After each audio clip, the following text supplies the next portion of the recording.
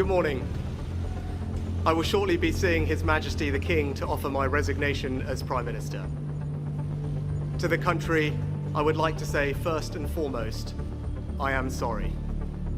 I have given this job my all, but you have sent a clear signal that the government of the United Kingdom must change, and yours is the only judgment that matters. I have heard your anger, your disappointment, and I take responsibility for this loss. To all the Conservative candidates and campaigners who worked tirelessly but without success, I am sorry that we could not deliver what your efforts deserved. It pains me to think how many good colleagues who contributed so much to their communities and our country will now no longer sit in the House of Commons. I thank them for their hard work and their service. Following this result, I will step down as party leader, not immediately, but once the formal arrangements for selecting my successor are in place. It is important that after 14 years in government, the Conservative Party rebuilds, but also that it takes up its crucial role in opposition professionally and effectively. When I first stood here as your Prime Minister, I told you the most important task I had was to return stability to our economy.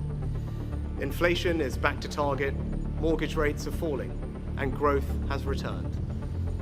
We have enhanced our standing in the world, rebuilding relations with allies, leading global efforts to support Ukraine, and becoming the home of a new generation of transformative technologies. And our United Kingdom is stronger too, with the Windsor Framework, devolution restored in Northern Ireland, and our union strengthened. I'm proud of those achievements. I believe this country is safer, stronger, and more secure than it was 20 months ago. And it is more prosperous, fairer, and resilient than it was in 2010. Whilst he has been my political opponent, Sir Keir Starmer will shortly become our Prime Minister. In this job, his successes will be all our successors, and I wish him and his family well. Whatever our disagreements in this campaign, he is a decent, public-spirited man who I respect.